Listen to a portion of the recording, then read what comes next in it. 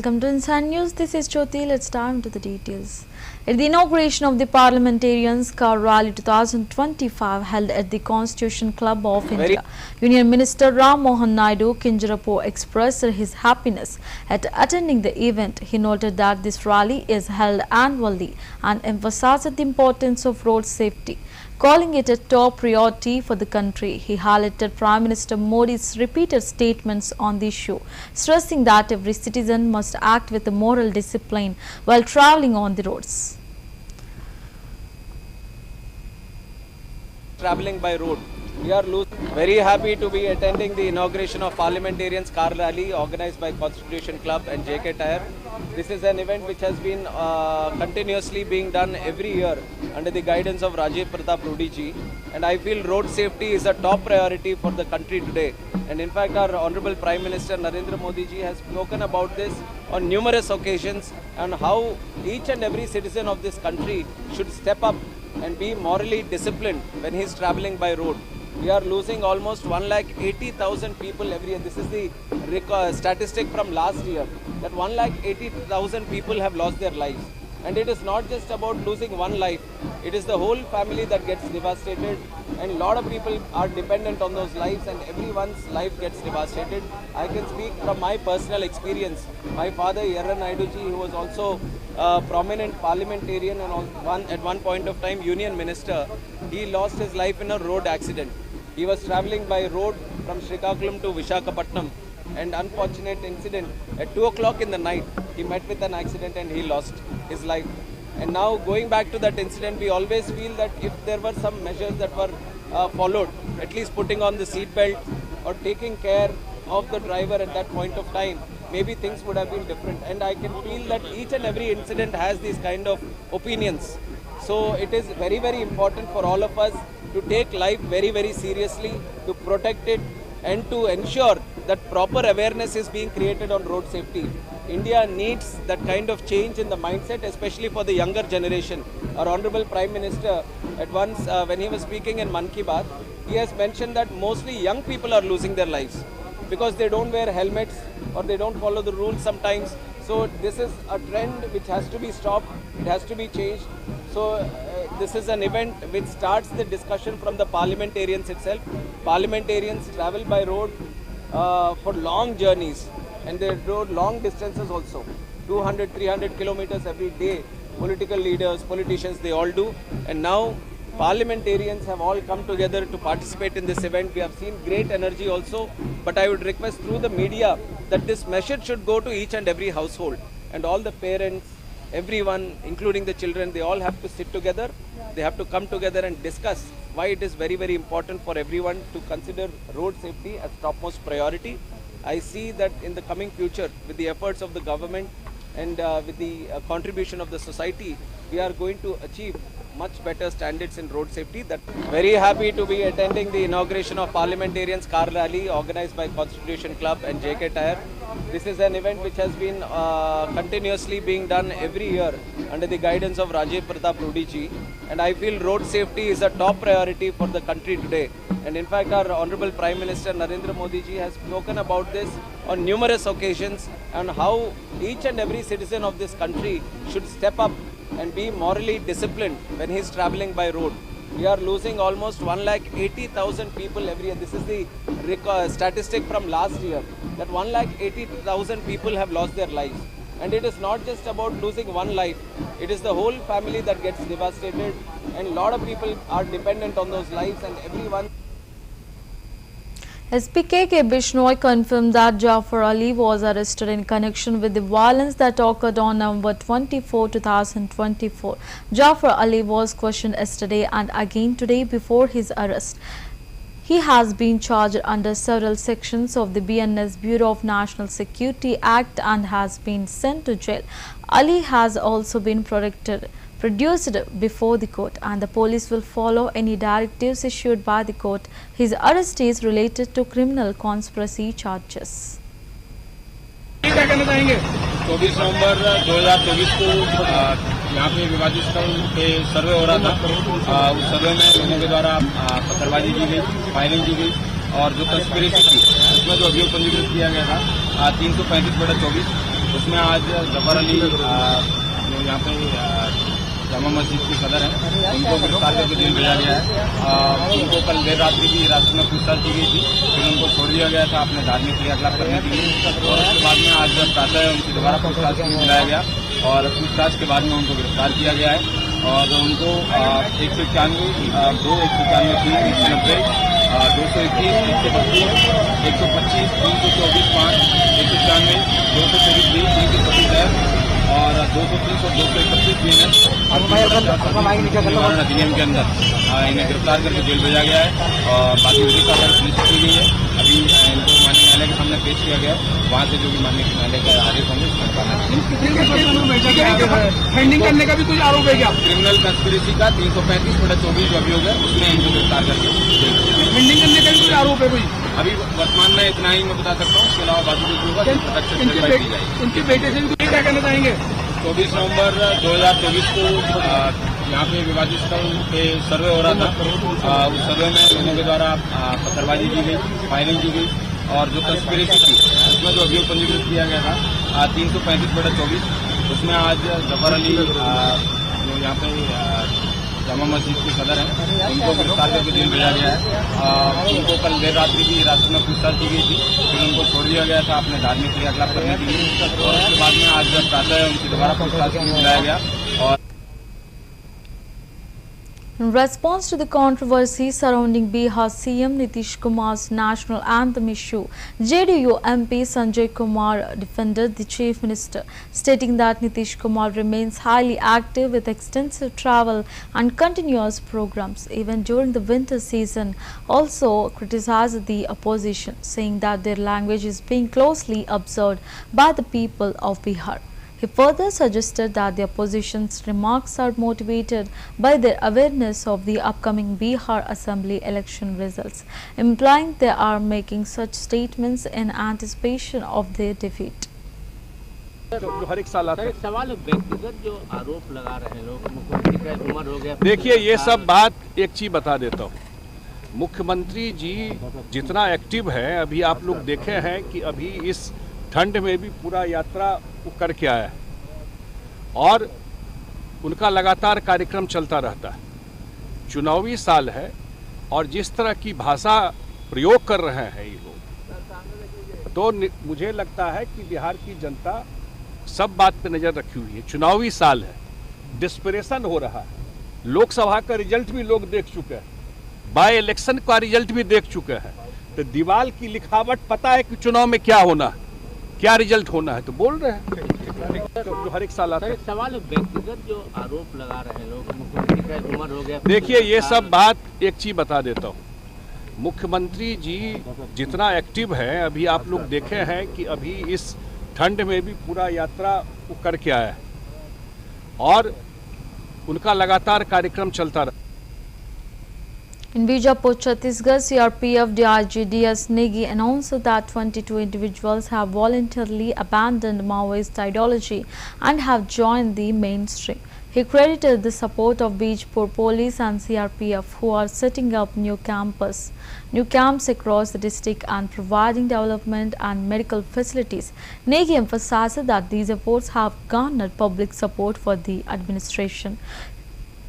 He also urged other Maoists to surrender and take advantage of the Chhattisgarh government's surrender and rehabilitation policy, which offers support for those wishing to leave the Maoist movement and reintegrate into society. माओवादी विचारधारा को छोड़ करके जो नए विचारधारा में शामिल हुए हैं, इनका बहुत बहुत स्वागत है। बीजापुर पुलिस और केंद्रीय रिजर्व पुलिस बल पूरे बीजापुर में नए कैंप स्थापित कर रही है और साथ ही साथ हम लोग विकास का कार्य, रोड, सड़क और चिकित्सा की सुविधा दे रहे हैं, जिसके कारण जो पब्लिक है उनकी सोच में बदलाव आया है। अब वो पब्लिक प्रशासन के साथ में है। तो जिसका हम प्रभाव देख रहे हैं, कैंप बनने से पूरे क्षेत्र में, पूरे जनमानस पर एक अच्छा प्रभाव, सकारात्मक प्रभाव पड़ा है, जिससे जो माओवादी विचारधारा को छोड़ करके लोग अब मेन स्ट्रीम में आने को आ रहे हैं। तो ये बहुत बढ़िया प्रयास है कि जो ये कार्मिक, जो ये माओवादी संगठन को छोड़ करके, उनकी विचारधारा को छोड़ करके जो मेन स्ट्रीम में आ रहे हैं, उनका स्वागत है। और आपके माध्यम से फिर मैं सभी को माओवादी जो विचारधारा में सम्मिलित है, उनसे मैं ये आग्रह करूंगा कि वे उस विचारधारा को छोड़ करके और जो छत्तीसगढ़ सरकार की आत्मसमर्पण और पुनर्वास नीति है वो बहुत बढ़िया है, उसके तहत आत्मसमर्पण करें और उसका लाभ उठाएं ताकि देश के विकास में हम लोग एक साथ आगे बढ़ सके। तो ये जिन्होंने भी ये आत्मसमर्पण किया है, स्वेच्छा से किया है और ये बहुत सराहनीय प्रयास है और एक अच्छा कार्य। आज 22 माओवादी विचारधारा को छोड़ करके In Patna, Bihar, Governor Arif Mohammad Khan emphasized the significance of remembering the sacrifices made by soldiers for India's independence. He stated occasions like this remind us that so many of our soldiers laid down their lives for our independence. The meaning of independence is not limited to freedom from foreign rulers, but also understanding our glorious heritage. It is our commitment to work towards making this heritage more glorious. मौके होते हैं जो हमें याद दिलाते हैं कि हमारे कितने सेनानियों ने अपने प्राण न्यौछावर किए हमारी आज़ादी के लिए।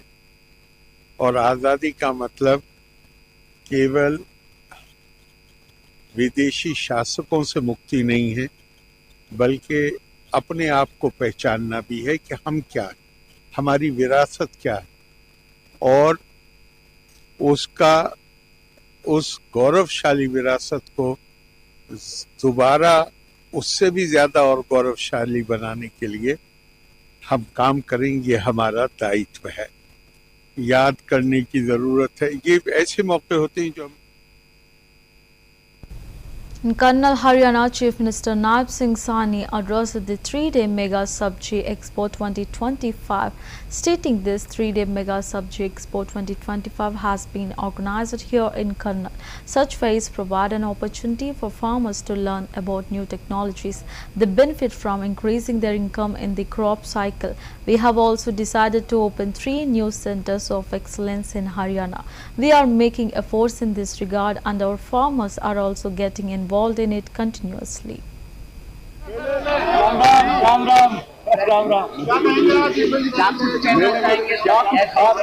क्या नई दिशा बागवानी के किसानों को, खासकर हरियाणा के किसानों को नई उम्मीद है गन्नौर मंडी बनने के बाद, क्या देखते हैं? देखिए, ये 3 दिवसीय जो ग्राउंडा उत्कृष्ट केंद्र पर मेगा सब्जी एक्सपो का आयोजन हुआ है। इस प्रकार के जो मेले लगते हैं उनका किसानों को नई नई तकनीक जानने का, उसके नज़दीक जाने का, उसको सीखने का ये मौका मिलता है और इससे हमारे किसान लाभान्वित होते हैं, उनकी इनकम बढ़ती है, उनका जो लाभ है उसका फसल चक्कर के अंदर उसको लाभ मिलता है।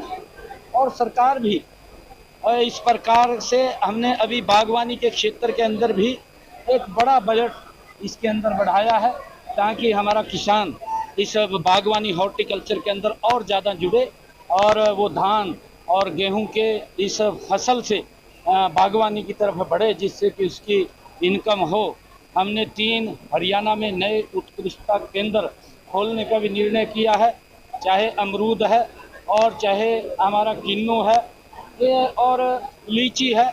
हमने इन हरियाणा के अंदर अलग अलग क्षेत्र के अंदर, चाहे अमरूद के लेकर के है, चाहे लीची को लेकर के, खजूर को लेकर के है, हमने अलग अलग क्षेत्रों के अंदर किसानों को इस उत्कृष्टता केंद्र खोल करके उनको जानकारी उसके साथ जोड़ने का काम, ताकि हमारा किसान उसकी तरफ बढ़े और उसकी इनकम बढ़े, उसको लेकर के हम प्रयास कर रहे हैं और हमारा किसान भी उसके अंदर लगातार जुड़ रहा है।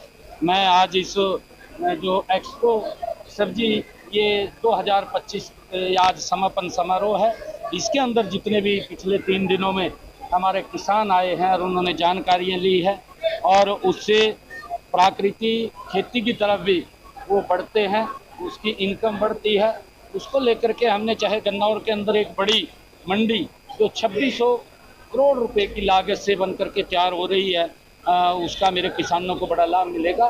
तो इस प्रकार के बाजार भी हम खड़े कर रहे हैं ताकि किसान को कोई दिक्कत समस्या ना आए और इस जो उत्कृष्टता जो ये सब्जी एक्सपो 2025 का ये आयोजन हुआ है, इसके लिए मैं सभी अधिकारियों को भी और आयोजकों को भी और जो लोग यहाँ पर आए हैं जिन्होंने बहुत कुछ देखा है सीखा है, उन सबको भी बहुत बहुत बधाई और शुभकामनाएं देता हूँ।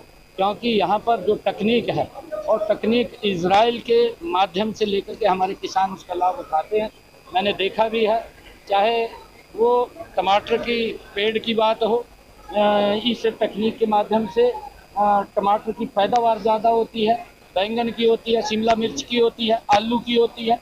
लगातार क्योंकि किसान को नई तकनीक से जुड़ करके उसको लाभकारी मूल्य मिले, ये सरकार का ध्येय है और उसको लेकर के इस प्रकार के कार्यक्रम आयोजित होते रहते हैं, किसानों को उसका लाभ मिलता है। हरियाणा में आज से बिहार दिवस मनाया जा रहा है, बिहार दिवस आज से मना रहे हैं, क्या कुछ लक्ष्य, क्या कुछ उद्देश्य? नहीं, देखिए, बिहार के लोग हैं जिनकी एक बड़ी भूमिका इस देश के विकास के अंदर है और देश के यशस्वी प्रधानमंत्री आदरणीय नरेंद्र मोदी जी ने जो संकल्प लिया है, जो आदरणीय प्रधानमंत्री जी ने एक सोच है कि 2047 तक हमने ये विकसित राष्ट्र बनाना है, क्योंकि बिहार के लोग देश के विभिन्न स्थानों के ऊपर जाकर के उस विकसित राष्ट्र के अंदर अपनी भूमिका अदा कर रहे हैं।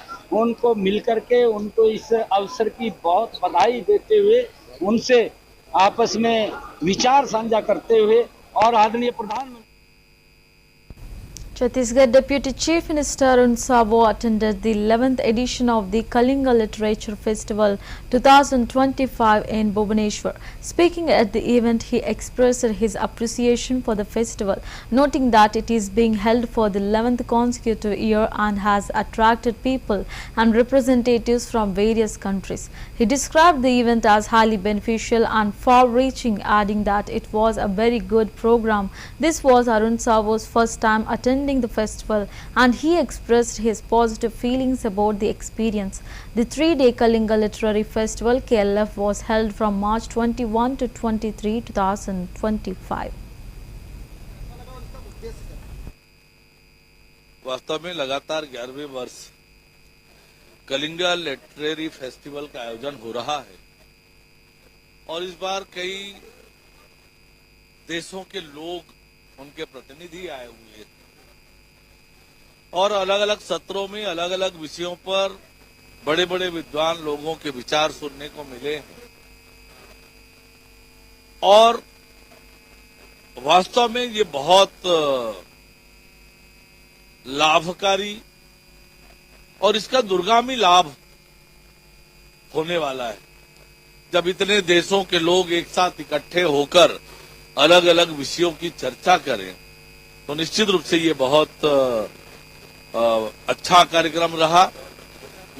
मैं पहली बार आया हूं, आकर बहुत अच्छा लगा, बहुत आनंद आया।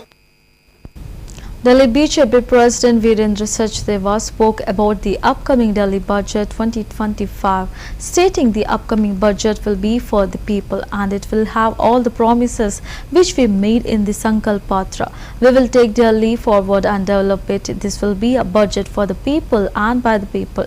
The CM also continuously takes suggestions from the people regarding their needs. We are also getting help from the central government. ये विषय तो सरकार का है और मुझे लगता है कि आने वाला बजट दिल्ली की जनता को समर्पित बजट होगा। हमारे संकल्प पत्र में जो हमने कहा है उससे संबंधित बजट होगा और मुझे इस बात का पूरा विश्वास है कि मुख्यमंत्री जब बजट पेश करेंगी तो दिल्ली के चाहे वो युवा वर्ग हो, चाहे महिला वर्ग हो या मजदूर वर्ग हो, चाहे श्रमिक वर्ग हो, उन सब वर्गों के लिए या हमारा व्यापारी वर्ग हो, उन सब वर्गों के लिए इस बजट में दिल्ली को कुछ ना कुछ सौगात वो देंगी, क्योंकि हमारी पूरी कोशिश है कि हम दिल्ली को विकास के रास्ते पे लेके जाएं। इंफ्रा पे वो जोर देंगी, हेल्थ पे उनका जोर होना चाहिए, शिक्षा पे उनका ध्यान है। वो खुद दिल्ली की स्टूडेंट रही हैं और मुझे लगता है कि आने वाला बजट दिल्ली की जनता को समर्पित बजट होगा। ये दिल्ली की जनता द्वारा तैयार किया गया बजट होगा, क्योंकि लगातार माननीय मुख्यमंत्री दिल्ली के लोगों से संवाद करती रही हैं, उनकी अलग अलग मांगों को सुनती रही हैं और उसकी परिणति आपको इस बजट में दिखाई देगी। एक्स्ट्रा बजट को लेकर निस्संदेह मुझे लगता है कि जब हम इंफ्रा की बात कर रहे हैं, विकास की बात कर रहे हैं, तो केंद्र सरकार से जितना सहयोग हमें In Hyderabad, Telangana, Union Minister J. Kishan Reddy commented on the Joint Action Committee's meeting regarding the delimitation issue, stating it was totally a baseless meeting. It was a time pass. It was only an attempt to malign the BJP. In the next elections, NDA will form the government in Karnataka, Telangana and Tamil Nadu as well. The DMK party in Tamil Nadu and the Stalin family are drowning in corruption. They hatched this conspiracy to dodge people's anger. The BRS and Congress in Telangana are going to join hands sooner rather than later. దృష్టిని కేంద్రీకరిస్తే బాగుంటుంది. అంతే తప్ప కేంద్రం మీదనో లేకపోతే delimitation పేరు మీదనో విమర్శలు చేసినంత మాత్రాన ప్రజలలో ఏర్పడుతున్నటువంటి అసంతృప్తి పోదు అనే విషయాన్ని సందర్భంగా మనం చేస్తున్నాం. నిన్న జరిగినటువంటి సమావేశంలో ఆయా రాజకీయ పార్టీలు తన స్వప్రయోజనాల కోసమో తమ అస్తిత్వం కోసమో లేని అంశాన్ని భూతద్దంలో చూపిస్తూ ప్రజలను మభ్యపెట్టేటువంటి ప్రయత్నం చేస్తా ఉన్నారు. గత పార్లమెంట్ ఎన్నికలకు ముందు కూడా ఇవే రాజకీయ పార్టీలు రాజ్యాంగాన్ని మారుస్తారని చెప్పి తప్పుడు ప్రచారం చేస్తూ ఎన్నికల్లో లబ్ధి పొందేటువంటి ప్రయత్నం చేశారు. ఎన్నికలు అయిపోగానే ఆ విషయం మర్చిపోయారు, గాలికి వదిలేశారు. తర్వాత కొత్త అంశాలను తెర మీదకి తెచ్చేటువంటి ప్రయత్నం చేస్తా ఉన్నారు. కాబట్టి తెలంగాణ ప్రజలకు, తెలుగు ప్రజలకు, లేకపోతే దక్షిణాది ప్రజలకు భారతీయ జనతా పార్టీ ద్వారా మనవి చేస్తా ఉన్నాము, కేంద్ర ప్రభుత్వం ద్వారా మనవి చేస్తా ఉన్నాము. డీలిమిటేషన్ సంబంధించి ఇంతవరకు కేంద్ర ప్రభుత్వము ఏ ఒక్కరోజు కూడా ఇంతవరకు ఆలోచన చేయలేదు. డీలిమిటేషన్ జరుగుతుందా జరగదా, జనాభా సేకరణ ఎప్పటి లోపల పూర్తవుతుంది, ఇవన్నీ కూడా భవిష్యత్తులో చర్చించాల్సినటువంటి అంశాలు. ఏది జరిగినప్పటికీ కూడా ఏ ప్రాంతానికి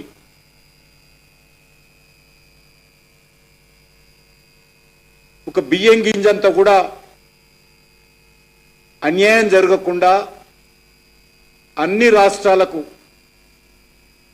సమన్యాయం దృక్పథంతో సబ్కా సాత్ సబ్కా వికాస్ పేరుతో నరేంద్ర మోడీ గారి ప్రభుత్వం పనిచేస్తుందనే విషయాన్ని In Jaipur, former Rajasthan Chief Minister Ashok Gehlot shared a strong message on the importance of preserving the nation's history and values. He reflected on the sacrifices made by the freedom fighters who fought for the country's independence, stating that their dream was for India to remain united, strong and free. Gehlot emphasized that the new ideology that has emerged, which heavily intertwines religion with politics, poses a serious danger to the nation's unity and integrity.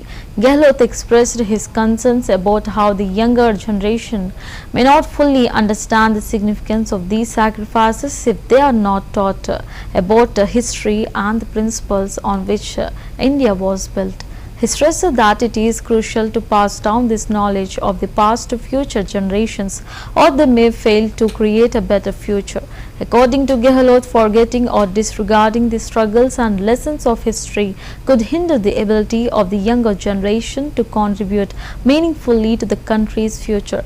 His comments come at a time when there is a growing political and social debate about the role of religion in governance and the potential dangers of ideological extremism.